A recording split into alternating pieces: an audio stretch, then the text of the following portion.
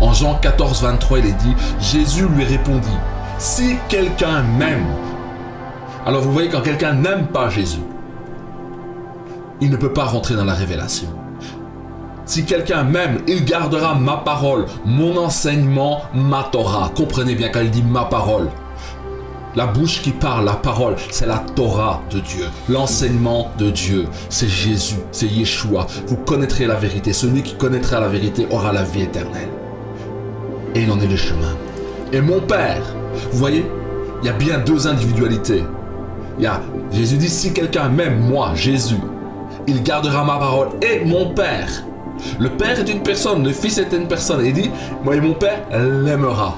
Donc, nous avons droit à l'amour du Fils, mais aussi à recevoir l'amour du Père.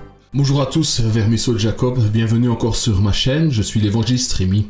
Je vous avais fait une vidéo, la dernière vidéo traitait du sujet de la Trinité. Et je vous avais parlé de trois choses dans la Trinité. Donc, il y a Dieu le Père, Dieu le Fils et Dieu le Saint-Esprit. Et il y a des attributs divins qui sont partagés par ces trois personnes qui n'en sont qu'une. Et ces attributs, c'est l'omniscience, l'omnipotence et l'omniprésence. Alors aujourd'hui, je vais parler de la divinité de Jésus. Et évidemment, Jésus partage avec le Père ces trois attributs de la divinité. Omniscience, omnipotence et omniprésence. Alors, c'est la question cruciale. C'est, est-ce que Jésus est seulement un homme ou il est participant de la nature divine? Et c'est une question qui est très importante à élucider parce que l'esprit de l'Antichrist est celui qui nie le Père et le Fils.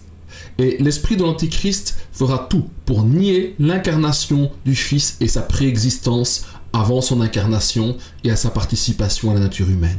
Comprenez bien, celui qui est le Fils, Jésus, existe avant d'avoir un corps de chair et de naître. C'est-à-dire que dans l'éternité, il y a un moment où Jésus, le Messie, la parole de Dieu, le Verbe, Logos, la cause de toutes les causes, s'est incarné. Et il se revêtit d'un corps afin que son règne soit manifesté dans toutes les dimensions. C'est-à-dire dans le monde spirituel, mais aussi dans le monde physique qui appartient aux hommes et dont Jésus-Christ en est la tête, évidemment. Alors, si Jésus était un simple homme, il ne peut pas nous sauver, car tout homme, donc Jésus, a deux natures, une nature humaine et il est parfaitement homme et parfaitement Dieu. Et ces deux natures coexistent parfaitement. C'est un mystère, il faut comprendre que c'est un mystère. Donc on en parle, mais on n'en comprend pas le sens profond et parfait. Donc, si Jésus était seulement un homme, chaque homme meurt pour ses péchés et il n'est pas parfait. Mais Jésus-Christ est venu et vu qu'il a la nature divine, il est parfait. Et ça, son incarnation aussi a limité certains de ses attributs, ont été diminués à cause de son incarnation. Alors, avançons dans la parole. Nous parlons bien de la divinité de Jésus. Pourquoi cet enseignement est précieux et important? Parce que nous devons faire face à l'esprit de l'Antichrist, qui voudra nier que Jésus-Christ est le Fils de Dieu et qu'il est venu en chair, et qu'il est ressuscité. Voilà l'attaque centrale de l'esprit de l'Antichrist. Et ici, en Jean 20, 31, il est dit, « Mais ces choses ont été écrites, afin que vous croyiez que Jésus est le Christ, le Messie, le roi d'Israël, l'envoyé de Dieu, le Fils de Dieu, et qu'en croyant, vous ayez la vie en son nom. » Donc, c'est la révélation de son nom, c'est-à-dire en langage biblique. En son nom, c'est-à-dire la vie en son nom. Son nom, c'est la compréhension de sa nature, de ce qu'il est, de qui il est. Yeshua HaMashiach, Jésus le Messie. Il est le Fils de Dieu. Et un fils a la même nature que son père. Et il est appelé fils parce qu'il a une individualité. Et comprenez bien, Jésus n'a pas d'existence en dehors du Père. Il coexiste tous deux de toute éternité.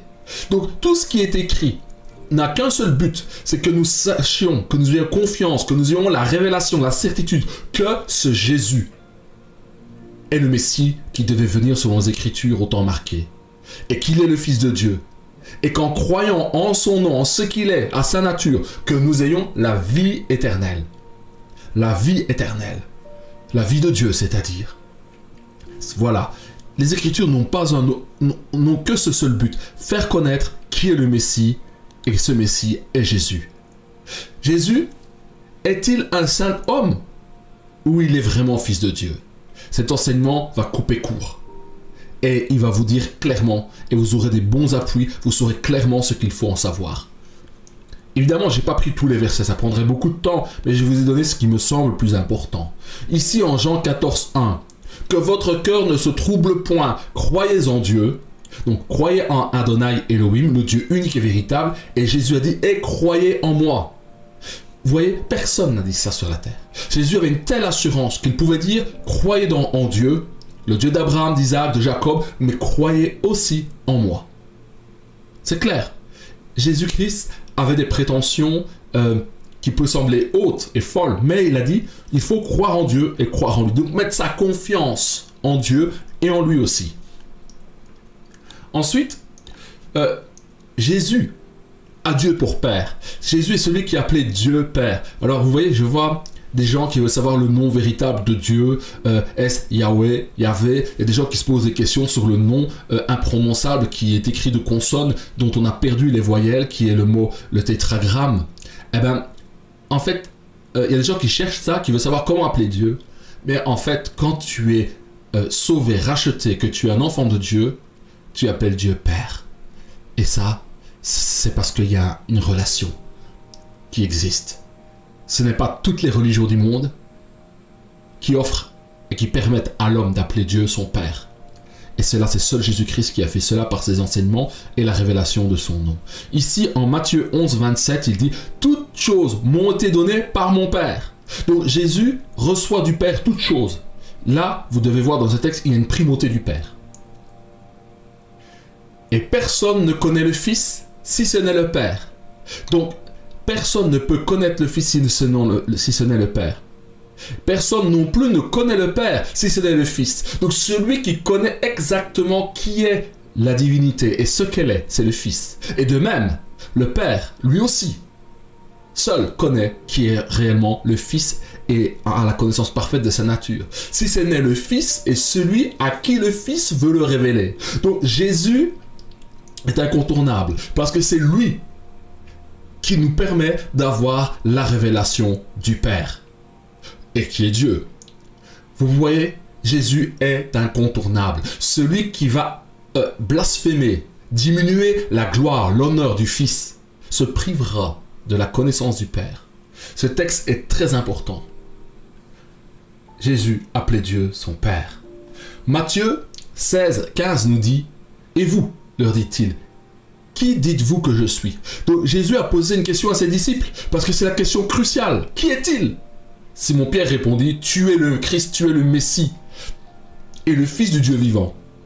C'est-à-dire, tu es celui qui préexiste à toute la création, qui devait venir dans le monde, qui devait s'incarner dans la descendance de David pour exercer la royauté de Dieu sur la terre, à partir d'Israël. C'est ça qu'il dit. Jésus, reprenant la parole, lui dit « Tu es heureux, Simon, fils de Jonas, car ce ne sont pas la chair et le sang qui t'ont révélé cela, mais c'est mon Père qui est dans les cieux. » Donc, le Père a pris initiative pour que Simon ait la révélation de qui est Jésus, le Messie. Et ce n'est pas avec l'intelligence d'un homme charnel qu'on peut saisir, comprendre qui est Jésus-Christ. Il faut une action, une révélation du Père pour que cette transcendance du Fils nous soit révélée, communiquée et que nous en soyons convaincus dans notre esprit, dans notre âme, même jusque dans notre chair. Nous savons que Jésus-Christ est le Messie, le Fils de Dieu. Nous savons quand il se révèle à nous que nous avons été face à l'immortel, au ressuscité. Nous le savons. C'est une expérience à faire. Et cette expérience est à l'initiative du Père. Donc Jésus a Dieu pour Père.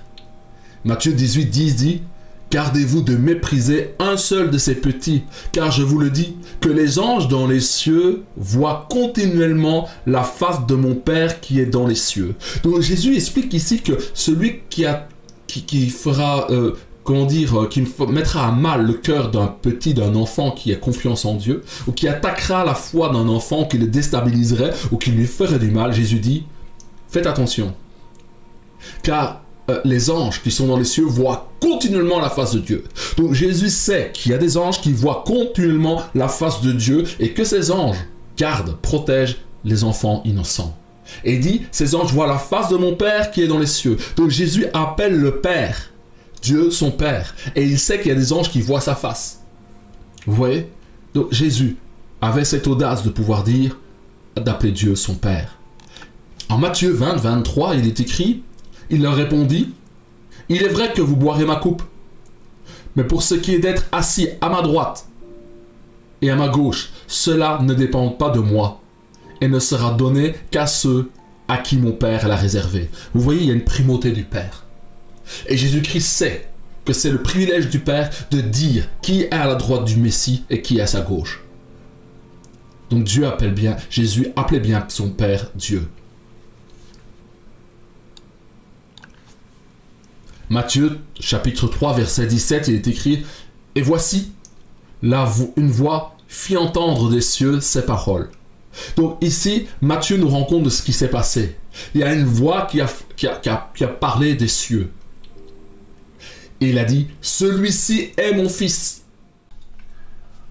Mon fils bien-aimé. » Donc le Père témoigne, le Créateur du ciel témoigne que Jésus est bien fils de Dieu. Donc vous voyez, Jésus le déclare et le Père déclare aussi que Jésus est fils. Donc le témoignage de Dieu est là. C'est ce que nous disent les Écritures. Donc, il faut bien comprendre que les œuvres de Jésus témoignent de sa divinité. Jésus a chassé les démons. Jésus a ressuscité des morts, et entre autres Lazare, qui était en putréfaction après 4 jours. Il l'a relevé d'entre les morts. Et en Jean 14, 11, il dit « Croyez-moi ». Donc ayez confiance en moi, qu'ayons confiance en mes paroles, en ce que je suis, en ce que vous voyez que je fais devant vous. Je suis dans le Père, dit Jésus, et le Père est en moi. Croyez du moins à cause de ses œuvres. Donc quand nous lisons les évangiles, nous voyons que Jésus était sur une barque. Il a commandé au vent, il a commandé à la mer déchaînée de se calmer et la situation lui obéit. Vous savez, c'est comme Jésus a commandé les eaux de la mer de Tibériade. Comme Moïse aussi a commandé aux eaux de la mer Rouge de s'ouvrir. Donc Jésus a autorité sur les éléments naturels. Jésus-Christ a fait voir un aveugle né. Donc tout cela démontre par ses œuvres qu'il est fils de Dieu, un envoyé de Dieu, et qu'il a la puissance de Dieu qui est avec lui. Donc toutes les œuvres de Jésus que nous voyons dans les Écritures confesse, proclame, déclare ce qu'il est et qui il est. Le sommet de cela, c'est sa résurrection. Un homme normal, un homme pécheur, serait mort et serait resté dans le séjour des morts. Mais Jésus-Christ est celui qui est revenu à la vie et qui s'est fait voir. Donc c'est pas la moindre des choses. Il faut considérer, la résurrection de Jésus nous témoigne d'une grande chose. Elle nous témoigne de sa divinité. 1 Corinthiens 15, 3 nous dit « Je vous ai enseigné avant tout, comme je l'avais aussi reçu, que Christ est mort pour nos péchés, selon les Écritures, donc selon la Torah, qu'il a été enseveli, qu'il est ressuscité le 3e jour, selon les Écritures, donc selon la Torah, et qu'il est apparu à Céphas puis aux 12. Ensuite, il est apparu à plus de 500 frères à la fois, dont la plupart sont encore vivants et dont quelques-uns sont morts. » Voilà, ça c'est l'apothéose de la révélation de qui est Jésus-Christ, qu'il est la vie. La vie qui était auprès de Dieu est venue dans le monde et s'est incarnée, la vie éternelle, le Fils, la parole de Dieu. Et il est revenu à la vie. Et donc les œuvres qu'il avait faites avant, quand il a ressuscité Lazare, il démontre qu'il a le pouvoir sur la mort et qu'il est celui qui donne la vie. Quand il guérissait les malades, il démontre qu'il a le pouvoir de restaurer les corps, de restaurer la vie. Et là, Paul nous dit que dans les témoignages de 1 Corinthiens 15, il s'est fait voir à plus de 500 personnes. 500 personnes ont vu, ont su que celui-là, Jésus, était revenu à la vie et que la mort avait été vaincue. Et que donc il a le pouvoir de ramener à la vie tous ceux qui meurent. Et il ressuscitera. Il donnera la vie éternelle à tous ceux qui croient en son nom, en ce qu'il est, en qui il est, qu'il est bien le Fils de Dieu. C'est merveilleux. Alors, deuxième texte, Jean 20, 28 nous dit, Thomas lui répondit, « Mon Seigneur et mon Dieu. » Vous vous rendez compte? Donc, Thomas a répondu. Il a appelé Jésus quand il le voit après sa résurrection. Il dit, « Mon Seigneur, mon Adonai. » Parce qu'en hébreu, Seigneur, c'est Adonai. Mon Adonai et mon Elohim. Et Jésus lui dit, « Parce que tu m'as vu ressusciter. Tu as cru. Heureux ceux qui n'ont pas vu et qui ont cru. » Ça, c'est toi et moi. Nous devons être heureux, car nous n'avons pas vu et nous avons cru. Nous n'avons pas vu avec nos yeux, mais nous avons la révélation de qui est Jésus-Christ. Donc nous voyons qu'ici, Thomas a appelé Jésus mon Seigneur, mon Adonai et mon Dieu, mon Elohim. Jésus lui dit. Donc Jésus a parlé et ils ont rendu témoignage. On rend témoignage de ce qu'il a vu. Et ce qu'il a vu, c'est la résurrection. Encore un texte qui démontre que Jésus est parfaitement Dieu et il est devenu parfaitement homme par son incarnation. En Colossiens 2,9, il est dit « Car en lui, donc en Jésus, habite corporellement dans son corps, dans les limites de son corps, dans les limites de l'espace-temps de son corps, toute la plénitude de la divinité. » Cette divinité, qui est la divinité du Père, est partagée et elle habite corporellement en un lieu donné qui est le corps de Jésus-Christ. L'incarnation est un grand mystère car elle a fait résider en un lieu, en un point donné, toute la plénitude de la divinité que Jésus porte de manière corporelle. Vous voyez, le jour de l'incarnation est un grand jour qui a mis un avant et un après dans l'éternité. Oui, dans l'éternité, il y a un avant et un après. C'est l'incarnation. C'est glorieux. C'est très glorieux. Il faut des fois laisser son imagination avancer, rentrer dans ce texte et laisser le Saint-Esprit nous en parler. Et nous voyons qu'il y a une gloire grande. Et ça montre tout l'intérêt que Dieu a pour l'homme.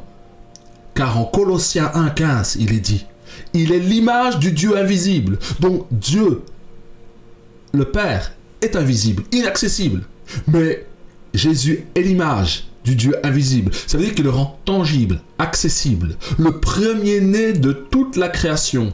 Alors vous voyez, bien que Jésus, qui est des hommes qui soient nés avant lui et après lui, il est quand même le premier-né. Il est le premier, pourquoi? Parce qu'il est le premier à mourir et à ressusciter en tant qu'homme. Oh, c'est glorieux. Et ici, en Colossiens 1,16, il est dit « Car en lui ont été créées toutes les choses. » Donc, c'est en lui que tout a été créé. Il est le principe que Dieu utilise pour créer, qui sont dans les cieux et sur la terre. Donc, les visibles, les invisibles, trône, dignité, domination, autorité, archanges, séraphins, tous les êtres spirituels qui sont autour du trône de Dieu ont été créés en lui et par lui et pour lui. Tout a été créé par lui et pour lui. Alors, vous voyez, Jésus n'est pas un simple prophète. Bien qu'il ait fait un ministère de prophète, il est le Fils de Dieu. Il est celui qui est participant de la nature divine. Voilà. Il faut accepter les textes et se laisser impacter par le texte et l'esprit. Hébreux 1,2 nous dira « Dieu, dans ces derniers temps, voici ces derniers temps, c'est aujourd'hui ces derniers temps, nous a parlé par le Fils, par Jésus, qu'il a établi. » Donc le Père a établi. Donc le Père ne s'établit pas lui-même. Le Père établit le Fils qui partage toute la divinité du Père, dans laquelle cette divinité habite corporellement dans le Fils. Il l'a établi héritier de toutes choses, par lesquelles il a aussi créé le monde. Donc Jésus est l'héritier qui doit hériter de toute la création. Et Jésus a reçu l'autorité du Père pour soumettre toute la création et en sauver les hommes, et combattre Satan et les anges déchus, et mettre toute la création sous l'autorité du Père. Parce que Jésus est sorti pour vaincre et soumettre le monde au Père. Et il remet, on dit à la fin des temps, il remettra tout au Père. Parce que Jésus donne la primauté au Père. Parce qu'il le veut. Parce qu'il faut que le Père, qui est Dieu, soit honoré. Et Jésus l'honore. Oh oui, c'est merveilleux de comprendre l'économie qu'il y a dans la divinité. Hébreux 1.3 nous dira « Et qui par le reflet de sa gloire et l'empreinte de sa personne. » Donc Jésus est le reflet de la gloire et l'empreinte de sa personne. Dieu lumière. Et Jésus en est le reflet de sa gloire. Il est l'empreinte de la personne divine. Et il, soutenant toutes choses par sa parole puissante, a fait la purification des péchés. Jésus nous a obtenu, acquis par l'offrande de son corps en s'offrant à la croix, la purification de nos péchés, donc nous a donné la justification, c'est-à-dire nous a délivré de la culpabilité. Et c'est assis à la droite de la majesté divine, dans les lieux très hauts. Alors dans ces textes, on ne peut pas confondre la personne du Père et du Fils. Le Fils est le Fils et le Père est le Père. Vous comprenez? Et tous les deux qui sont là, avec le Saint-Esprit, forment une divinité, qui est le Dieu unique et véritable. Hébreux 1.4, devenu d'autant supérieur aux anges. Donc Jésus, Yeshua, est supérieur aux anges. Vous voyez, les témoins de Jéhovah aiment bien dire qu'ils considèrent Jésus comme un ange. Non, non, non, Jésus est supérieur aux anges. Il n'est pas un ange. Qu'il a hérité d'un nom plus excellent que le leur. Donc il a hérité d'un nom. C'est-à-dire il a une nature plus excellente que celle des anges. Ensuite, car auquel des anges, Dieu, Adonai Elohim, a-t-il jamais dit, tu es mon fils, je t'ai engendré aujourd'hui. Je t'ai engendré, ça veut dire quoi? Je t'ai fait naître, je t'ai permis d'être incarné au milieu des hommes. C'est ça, naître, être engendré. Et encore, je serai pour lui un père et il sera pour moi un fils. Parce que la relation père-fils s'exprime parfaitement dans l'incarnation. Parce qu'on dit que Jésus a appris l'obéissance parce qu'il a souffert dans son incarnation. Et là, Jésus a manifesté sa relation de père, de fils à père.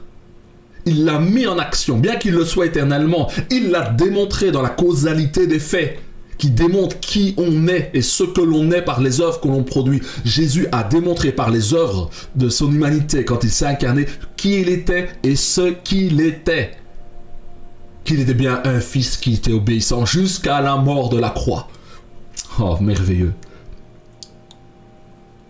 Et ensuite, et lorsqu'il introduit de nouveau dans le monde le premier-né, donc quand il rentre dans le monde, que tous les anges de Dieu l'adorent. Donc Jésus est celui qui est aussi adoré par les anges.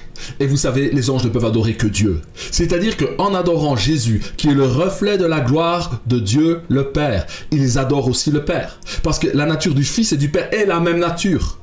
C'est la nature divine. Il y a les attributs de la divinité qui sont là. Omniscient, omnipotent, omniprésent. Et que tous les anges de Dieu l'adorent. Jésus, plus fort que la mort. En Jean 5, chapitre 5, verset 25, il dit « En vérité, je vous le dis, l'heure vient, et elle est déjà venue, où les morts entendront la voix du Fils de Dieu, et ceux qui l'auront entendu vivront. » Voilà, donc Jésus est plus fort que la mort, plus puissant que la mort, car au son de sa voix, les morts ressuscitent. Qui peut donner la vie de cette manière? Sinon, celui par qui et pour qui toutes choses ont été créées. Matthieu 9, chapitre 9, versets 4 à 5, Jésus, connaissant leurs pensées, vous voyez, Jésus connaît leurs pensées, dit, pourquoi avez-vous de mauvaises pensées dans vos cœurs? Car lequel est le plus aisé à dire, tes péchés sont pardonnés, ou de dire, lève-toi et marche? Voilà que Jésus, en guérissant le paralytique, dans ce texte, il est question du paralytique, que des gens amènent. Et Jésus lui dit d'abord, tes péchés sont pardonnés. Et je vous assure, quand vous êtes un juif, instruit dans la Torah, seul Dieu a cette prérogative, ce pouvoir de pardonner les péchés. Jésus pardonne les péchés. Et afin de démontrer qu'il a ce pouvoir de pardonner les péchés, parce que vous ne le voyez pas si les péchés sont pardonnés, mais lier le fait de la guérison de la personne du paralytique au pardon des péchés, c'est démontrer qu'il a autorité et pouvoir pour pardonner les péchés. Et du fait que cette guérison devient visible, tangible, alors là, ça a bouleversé tous ceux qui l'écoutaient et le regardaient. À partir de ce moment-là, ils ont voulu le faire mourir. Pourquoi? Parce que ça bouleversait tout ce qui se passait dans leur tête. Parce que le pardon des péchés était quelque chose qui était à venir. Malgré tous les sacrifices, tout ce qu'ils faisaient, les péchés étaient à venir le jour où le Messie viendrait. Et là, ils avaient le Messie, le mouton, celui qui devait donner sa vie devant eux. Et par avance, c'est le Seigneur Jésus-Christ leur démontrait qu'il avait ce pouvoir. Et qui est Dieu, sinon celui qui pardonne les péchés? Jésus est investi de toute l'autorité divine. Bien qu'il soit fils, il a reçu ce pouvoir du Père et il l'exerce. Il pardonne les péchés. Voilà, ça démontre l'autorité de Jésus. Maintenant, dans Matthieu 26, chapitre 26, 32 à 34, je prends beaucoup de versets parce que vous savez, si vous voulez être au parfum de la divinité de Jésus, il faut avoir des versets.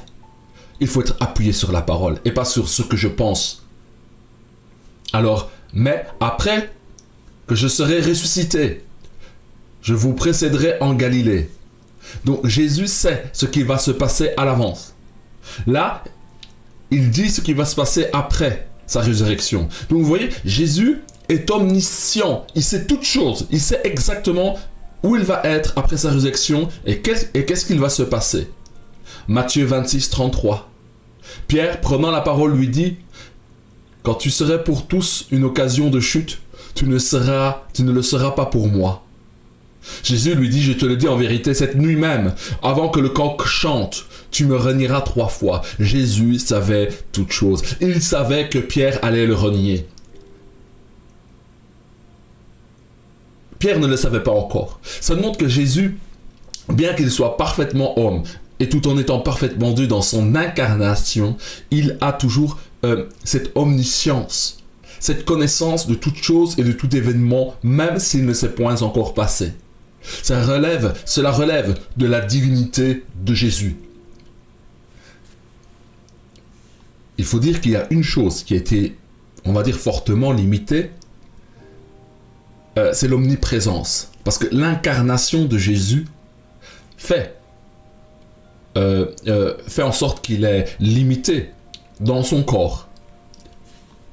Et là, l'omniprésence de Jésus est effectivement limitée. Alors là, nous allons passer à Matthieu 18, 20. Car là où 2 ou 3 sont assemblés en mon nom, je suis au milieu d'eux.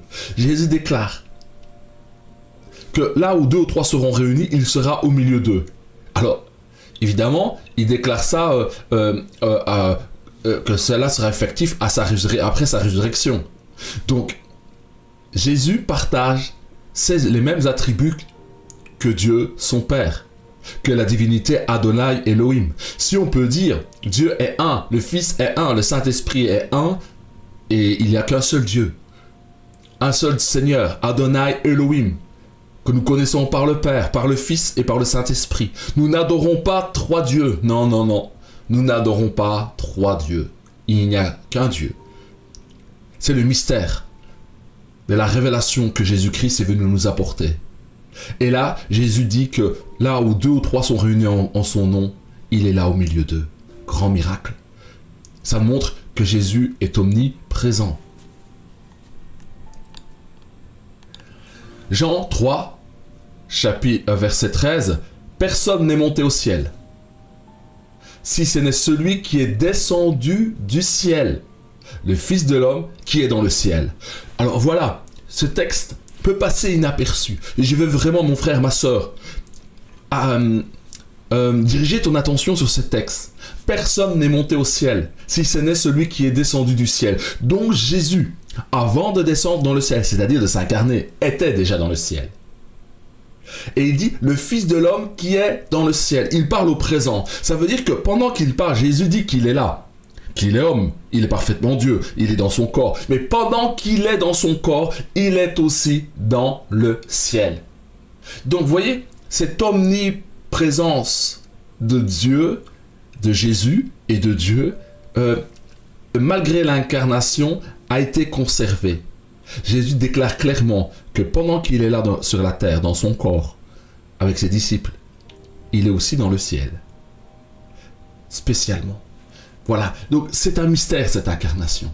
C'est un mystère que le Fils de Dieu, malgré son incarnation, soit encore, on va dire, au ciel. Et en tant que parfaitement homme et parfaitement Dieu, il en est conscient. Voilà, il y a des mystères dans l'économie de la divinité qui nous dépassent. Tout ce que j'ai fait, c'est exposer les textes et ce qu'ils disent. Maintenant, c'est au Saint-Esprit de nous faire entrer dans les profondeurs de cette réalité de la divinité. Alors, comment entrer dans la réalité de la divinité? Comment avoir une révélation profonde de la divinité? La révélation de la divinité, quand elle te touche, quand elle te pénètre, quand elle te bouleverse, va t'amener à une chose, c'est à l'adorer et à le louer d'une manière plus parfaite, plus prononcée, plus zélée. Parce que tu prends conscience du mystère, de la grandeur de la divinité, et cela va t'amener à quoi? À répondre à la demande du Père. Que veut le Père? Il veut que tu l'adores en esprit et en vérité. Que ton esprit est touché par la parole de vérité, tu es amené à l'adorer, à louer le Seigneur, le Dieu Tout-Puissant, qui a la triple sainteté. Voilà le but. Quand tu fais ça, tu es dans la maturité. Quand tu fais cela, tu es dans l'accomplissement du désir du Père. Même si intellectuellement, nous ne saisissons pas tout, nous vivons la chose en soi. Et la chose en soi, quand elle est vécue, elle amène à l'adoration, à la louange, à la communion. Du mystère de Dieu manifesté dans nos cœurs par le Saint-Esprit. Jean 1 dit « Au commencement était la parole ». La parole, nous savons que la parole faite chair est Yeshua HaMashiach, Jésus notre Messie. Et la parole était avec Dieu et la parole était Dieu. Donc la divinité de Jésus est certaine. Elle est évidente. Alors ici, Isaïe 9,5, c'est de la bombe. Les deux textes que je vais vous donner là sont merveilleux. Isaïe 9, chapitre 9, verset 5 dit « Car un enfant nous est né. » Cet enfant qui est né, c'est la naissance du Messie. Un fils nous est donné. Et la domination reposera sur son épaule. On l'appellera admirable, conseiller, Dieu puissant. Donc Dieu, c'est celui qui a les attributs de la divinité. Père éternel, prince de la paix. Là, vous voyez, la divinité, dans sa triple sainteté, par les trois faces de la personne divine et les trois individualités qu'il y a dans la divinité se confondent en une. Parce qu'un enfant nous est né. Mais là, l'emphase est mise sur l'incarnation, sur celui qui s'est incarné. Un fils nous est donné. Et la domination reposera sur son épaule.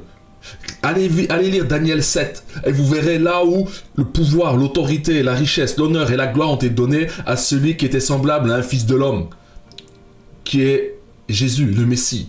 On l'appellera admirable, conseiller, Dieu puissant, Père éternel, prince de la paix. Alors, vous savez, là, on ne peut être que convaincu de la divinité de Jésus. Et là, je vais terminer avec ce texte qui est fort. Parce que c'est bien d'avoir des affirmations. Mais ces affirmations doivent être le produit du message biblique et de la révélation que Jésus est venu nous donner. En Jean 14, 23, il est dit, Jésus lui répondit, « Si quelqu'un m'aime », alors vous voyez, quand quelqu'un n'aime pas Jésus, il ne peut pas rentrer dans la révélation. Si quelqu'un m'aime, il gardera ma parole, mon enseignement, ma Torah. Comprenez bien quand il dit ma parole. La bouche qui parle, la parole, c'est la Torah de Dieu. L'enseignement de Dieu, c'est Jésus, c'est Yeshua. Vous connaîtrez la vérité. Celui qui connaîtra la vérité aura la vie éternelle. Et il en est le chemin. Et mon Père, vous voyez, il y a bien deux individualités. Jésus dit, si quelqu'un m'aime, moi, Jésus, il gardera ma parole. Et mon Père. Le Père est une personne, le Fils est une personne. Il dit, moi et mon Père l'aimera. Donc, nous avons droit à l'amour du Fils, mais aussi à recevoir l'amour du Père. Nous viendrons. Ce nous-là. C'est pas je, c'est nous. Unis l'un à l'autre, le Père et le Fils, nous viendrons. Et nous ferons notre demeure chez lui. Comment le Père et le Fils font leur demeure en toi et en moi? Par le Saint-Esprit. Mais alors, pourquoi doit-il venir? Pourquoi doit-il venir vers nous? Parce que c'est la révélation qui vient vers toi. C'est la révélation qui vient vers toi. Quand tu as la révélation de l'Esprit de Jésus-Christ qui est en toi, il t'amènera à une révélation profonde du Fils et du Père. Et tu auras droit à l'amour du Père. Et quand tu as l'amour du Père, c'est l'amour que Jésus-Christ, notre Seigneur, a eu droit quand le Père a dit celui-ci est mon Fils bien-aimé, en qui j'ai mis toute mon affection. Et le Père veut rééditer cette parole à chacun d'entre nous, car nous avons le même héritage que Jésus. Et cet héritage, c'est d'être connu du Père et aimé du Père. Et le Père veut te déclarer celui-ci est mon Fils bien-aimé en qui j'ai mis toute mon affection. Et le Père veut que tu entendes ça, que tu réalises cela. Et il veut te le dire, te le déclarer. Mais pour cela, il faut garder la parole. Il faut d'abord aimer Jésus, garder sa parole, avoir une communion avec la parole et le Messie. Quand cette parole, cette communion avec la parole et avec le Messie arrive à une maturité, alors il y a une révélation qui vient à toi et tu entends la voix du Père qui te dit qu'il t'aime. Et là, je vous assure, quand tu es dans cet amour, à l'ombre du Tout-Puissant, rien ne peut t'ébranler. Tu arrives dans une maturité de relation. Et là, tu apportes dans cette relation ton adoration, dans une parfaite connaissance de la vérité, dans une expression d'adoration et de louange. Tu deviens un fils de Judas. Ça veut dire un fils de ceux qui louent Dieu. Car le Père a dit qu'il demandait des adorateurs qu'il adore en esprit et en vérité, c'est-à-dire dans la connaissance de ce qu'il est. Mes frères, mes sœurs, je vous encourage. Méditez la parole de Dieu. Et que tout cela vous amène à une chose, à adorer le Père, à honorer le Père. Car je vous le dis, dans beaucoup de nos églises, il y a un problème. Nous mettons l'accent sur le Saint-Esprit. Chez les pentecôtistes, beaucoup. Nous élevons Jésus-Christ, mais le Père est souvent très délaissé. Le Père de gloire est délaissé. Et je vous assure, le but de Jésus, c'est de nous conduire à adorer le Père. Et à entendre la voix du Père nous dire qu'il nous aime et qu'il a mis son affection en nous. Ce que je vous apporte là est une profonde révélation. Une église, une ecclésia, une assemblée de disciples qui est dans la maturité adore le Père. Vous entendrez qu'il y a une grande place pour le Père. Parce qu'il n'est pas possible d'avoir la place, de donner une place d'honneur, de gloire au Père, sans passer par le Fils. Donc à donner aussi l'honneur qui revient au Fils. Mais tout cela, nous savons que nous le faisons parce que nous sommes conduits et que nous marchons par le Saint-Esprit. Mais souvent, tout est renversé. Le Saint-Esprit d'abord, Christ ensuite, et le Père passe inaperçu. Qu'il n'en soit pas comme cela pour toi et moi, que nous comprenions ce à quoi nous sommes appelés. À être dans le chemin, poussé par l'Esprit. Ce chemin, c'est le Christ, c'est le Messie, pour adorer, exalter notre Père, le Seigneur de gloire. Car le Père de Jésus-Christ est notre Père, et le Dieu de Jésus-Christ est notre Dieu. Qu'il en soit fait ainsi pour toi et moi, que la révélation de la divinité de Jésus te conduise plus près du Père, comme Jésus est près du Père. Qu'il en soit fait ainsi pour toi et moi. Je vous dis à bientôt et que la grâce de Dieu soit sur vous. Dites-moi ce que vous pensez des enseignements. Encouragez-moi, corrigez-moi si vous voulez. Et à bientôt.